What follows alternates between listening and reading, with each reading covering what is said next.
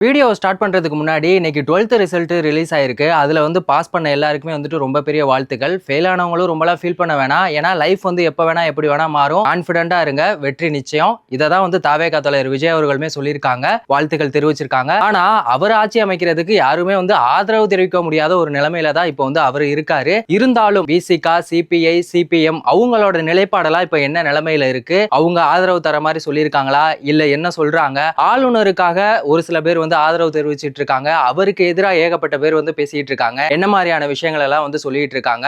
அதிமுகவோட எம்எல்ஏக்கள் அவங்க நினைச்சிருந்தாங்கன்னா சென்னையில எத்தனையோ நட்சத்திர ஹோட்டல் இருக்கு, இங்கெல்லாம் இல்லாம எதுக்காக அவங்க பாண்டிச்சேரியில தங்க வச்சாங்க? அதுக்கான காரணம் என்ன? வெஸ்ட் பெங்கால்ல நாளைக்கு என்ன பண்ண போறாங்க? சிஎம் பதவியேற்பு விழா நடக்க போகுது. இதுக்காக மம்தா பானர்ஜி என்ன சொல்லியிருக்காங்க, இது எல்லாத்தையும் தான் இந்த வீடியோல பார்க்க போறோம். ஹாய், நான் உங்க தேவா. சோ வாங்க இத பத்தி டீடைலா தெரிஞ்சுக்கலாம். தாவேகா தலைவர் விஜய் அவர்கள் தனி பெருங்கட்சியா 108 இடங்கள்ல ஜெயிச்சிருக்காங்க. ஆனா ஆட்சி அமைக்கிறதுக்கு 118 இடங்கள் வேணும்ல. ஒரு வழியா காங்கிரஸ் ஆதரவு கொடுத்துட்டாங்க. அதனால இப்ப இன்னும் தேவைப்படுறது பாத்தீங்கன்னா 6 இடங்கள் தேவைப்படுது. அதுக்காக தாவேகா சைடுல இருந்து செங்கோட்டையன் அவர்களா இருக்கட்டும், இல்ல ஆதவ் அர்ஜுனா, நிர்மல்குமார் எல்லாருமே என்ன பண்ணிட்டு இருக்காங்கன்னா சிபிஐ, சிபிஎம், விசிகா எல்லாருக்கிட்டையுமே பேச்சுவார்த்தை நடத்திக்கிட்டு இருக்காங்க. இந்த பேச்சுவார்த்தை அப்படிங்கிறது ஆதரவா இருக்குமா அப்படின்னு சொல்லி தெரியல. ஏன்னா அவங்க கடைசி வரைக்கும் என்ன சொல்றாங்க அப்படின்னா, ஆளுநரோட இந்த செயல் ரொம்பவே கேவலமானது. ஆளுநர் இன்னொரு முக்கியமான ஒரு விஷயத்த சொல்லியிருக்காங்க. இப்ப தாவேகானால இந்த பெரும்பான்மையை நிரூபிக்க முடியல அப்படின்னா இதோட நெக்ஸ்ட் லெவலா இப்ப திமுகவும் அதிமுகவும் ஒன்னா சேர்ந்து அவங்க பெரும்பான்மையை நிரூபிச்சா கூட நான் அவங்களுக்கு அழைப்பு விடுப்பேன் அப்படின்னு சொல்லியிருக்காரு. இது எவ்வளவு கேவலமான ஒரு விஷயம். ஏன்னா இது மக்களோட முடிவு. மக்கள் இவர் தான் எங்களுக்கு முதல்வரா வரணும் அப்படின்னு சொல்லி தேர்ந்தெடுத்த ஒருத்தவங்களை விட்டுட்டு இப்ப திமுகவும் அதிமுகவும் வந்தாலும் கூட நான் பெரும்பான்மையை யாரு நிரூபிச்சாலும் நான் அவங்களுக்கு அழைப்பு விடுப்பேன் அப்படிங்கறதெல்லாம் ரொம்ப தப்பான ஒரு விஷயமா இருக்கு. சரி, ஓகே. இப்ப விசிகா சைடுல இருந்து என்ன சொல்றாங்க அப்படின்னு பார்த்தோம்னா, விசிகா சைடுல இருந்து திரும்ப அவர்கள் கொஞ்சம் ஆதரவு தர மாதிரி தான் பேசிட்டு இருக்காரு. இருந்தாலும் விசிகாவோட பொதுச் செயலாளர் விஜய் அவர்களை விமர்சனம் பண்ணிட்டு இருக்காரு. என்ன சொல்றாங்கன்னா, இப்போ திமுக ஒரு வாரிசு அரசியல் அப்படின்னு சொல்லியிருக்கீங்க. ஆனா 5 தலைமுறையா காங்கிரஸ் என்ன பண்ணிட்டு இருக்காங்க? வாரிசு அரசியல் தானே பண்ணிட்டு இருக்காங்க. இப்போ அவங்க உங்களுக்கு சப்போர்ட் பண்ணிட்டு இருக்காங்க, நீங்களும் அவங்கள ஏத்து இருக்கீங்க. இன்னொரு விஷயம், திமுக உங்களுக்கு வேணாம் அப்படின்னு சொல்றீங்க. ஆனா திமுகவோட கூட்டணியில இருக்க விசிகாவா இருக்கட்டும், சிபிஐ, சிபிஎம் இவங்களோட ஆதரவு மட்டும் இப்ப கேக்குறீங்களே, இது எந்த விதத்துல நியாயம்? ஒரு காலத்துல நீங்க எல்லாருமே 2 சீட்டு அப்படின்னு சொல்லி கலாய்ச்சிட்டு இருந்தீங்கல்ல. ஆனா இன்னைக்கு அந்த 2 சீட்டுக்காக நீங்க எல்லாருமே எவ்வளவு தூரம் போராடிட்டு இருக்கீங்க அப்படின்னு சொல்லி விசிகா சைடுல இருந்து அவங்க வச்சிருக்க அந்த 2 சீட்டை ரொம்ப பெருமையா பேசிக்கிட்டு இருக்காங்க. இந்த மாதிரியான விஷயங்கள் தான் போயிட்டு இருக்கு. இப்போ இந்திய கம்யூனிஸ்டோட மூத்த தலைவர் என்ன சொல்லியிருக்காரு அப்படின்னா, ஆளுநர் இந்த ஒரு முடிவை எடுத்திருக்கிறது ரொம்பவே தவறான ஒரு விஷயம். ஏன்னா அவங்களோட பெரும்பான்மையை நிரூபிக்க வேண்டிய ஒரு இடம் சட்டமன்றத்துல தான் அவங்க நிரூபிக்கணுமே தவிர உங்ககிட்ட இல்ல அப்படின்னு சொல்றாங்களே தவிர, நாங்க தாவேகாவுக்கு ஆதரவு கொடுப்போமா இல்லையா அப்படிங்கறத பத்தி அவங்க எதுவுமே சொல்ல மாட்டாங்க.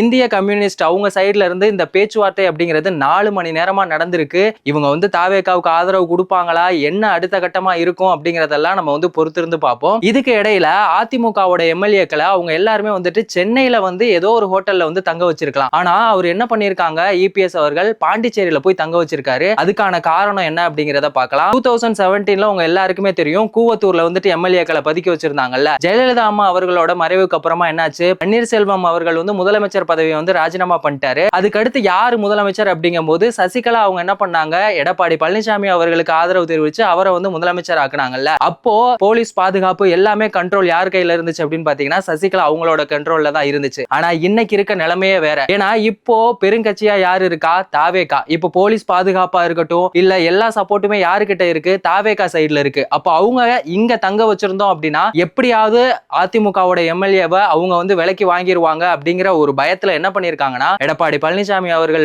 புதுச்சேரியில தங்க வச்சிருக்காங்க. புதுச்சேரியில தங்க வச்சிருக்கிறதுக்கும் மெயினான ஒரு ரீசன் ஒன்னு இருக்கு. ஏன்னா புதுச்சேரியில அங்க என்ன ஆச்சு, மொத்தம் 30 சட்டமன்ற தொகுதிகள், அதுல 16 இடத்துல ஜெயிச்சா ஆட்சி அமைக்க முடியும் அப்படின்னு சொல்லியிருந்தாங்க. அதுல என்ஆர் காங்கிரஸ் 12 இடத்துல ஜெயிச்சிருந்தாங்க, பிஜேபி 4 இடத்துல ஜெயிச்சிருந்தாங்க, ஏடிஎம்கே ஒரு இடத்துல ஜெயிச்சிருந்தாங்க, அப்புறம் எல்ஜேகே ஒரு இடத்துல. சோ அங்க அவங்களுக்கு சப்போர்ட் அப்படிங்கிறது ரொம்பவே அதிகமா இருக்கு. அங்க பிஜேபியோட கண்ட்ரோல்ல தான் இருக்கு. அதனால இந்த போலீஸ் பாதுகாப்பு எல்லாமே அங்க இருக்கு. அதையும் தாண்டி தாவேகாவால அங்க இருக்க எம்எல்ஏக்களை வாங்க முடியாது அப்படின்னு சொல்லி ஒரு பிளான் போட்டு தான் இபிஎஸ் அவர்கள் பாண்டிச்சேரியில தங்க வச்சிருக்காங்க. தமிழ்நாட்டுல இப்படி இருக்க வெஸ்ட் பெங்கால்ல என்ன நடந்துட்டு இருக்கு அப்படின்னா, அவங்க முதலமைச்சர் பதவியை ராஜினாமா பண்ண மாட்டேன் அப்படின்னு சொல்லி மம்தா பானர்ஜி ரொம்பவே பிடிவாதமா இருக்காங்க. ஆனா என்ஆர் ரவி ஆளுநர் அவர் என்ன சொல்லிட்டாரு, இன்னைக்கு இந்த சட்டமன்ற கலைப்பு அப்படிங்கிறது நடக்கணும் அப்படின்னு சொல்லி அவர் என்ன பண்ணிட்டாங்க, சட்டமன்றத்தை கலைச்சிட்டு புதுசா வர்ற உறுப்பினர்கள் எல்லாத்தையும் யாரு அடுத்து சிஎம் அப்படிங்கிற எல்லா பிளானுமே வந்து அங்க பக்காவா போயிட்டு இருக்கு. நாளைக்கு சிஎம்கான பதவியேற்பு விழா வந்து நடக்க போகுது. அங்க சிஎம் யாரு அப்படின்னு பாத்தீங்கன்னா சுவேந்து அதிகாரி. அவர் தான் வந்து சிஎம்மா பொறுப்பேற்க போறாரு. மம்தா பானர்ஜி அவர்கள் இதுக்கு முன்னாடி என்ன சொல்லியிருந்தாங்கன்னா, பிஜேபி வந்து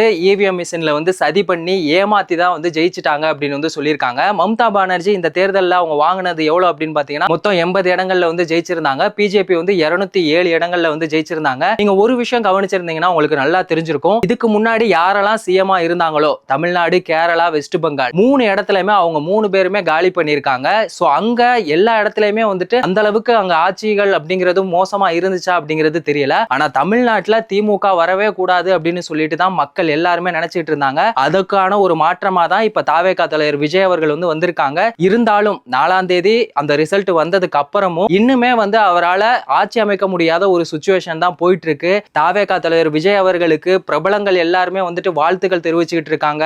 ஆளுநர் அவர்களுக்கு எதிராக வந்து குரல் கொடுத்துக்கிட்டு இருக்காங்க. போராட்டம் ஆளுநரோட மாளிகைக்கு வெளியில போராட்டம் நடந்துகிட்டு இருக்கு. ஜல்லிக்கட்டு போராட்டம் மாதிரி மிகப்பெரிய ஒரு போராட்டத்தை நடத்துவோம் அப்படின்னு சொல்லி தாவேகா சைட்ல இருந்து சொல்லிக்கிட்டு இருக்காங்க. சோ இதெல்லாம் எங்க போய் முடிய போகுது அப்படிங்கறதெல்லாம் நம்ம பொறுத்திருந்து பார்ப்போம். இந்த மாதிரியான அரசியல் விஷயங்கள் எல்லாத்தையுமே நீங்க உடனுக்குடனே தெரிஞ்சுக்கணும் அப்படின்னா நம்ம சேனலை மறக்காம சப்ஸ்கிரைப் பண்ணுங்க. உங்க ஃப்ரெண்ட்ஸுக்கும் ஷேர் பண்ணி சப்போர்ட் பண்ணுங்க. வேறொரு வீடியோல வேறொரு கண்டென்ட்ல திரும்பவும் சந்திக்கலாம்.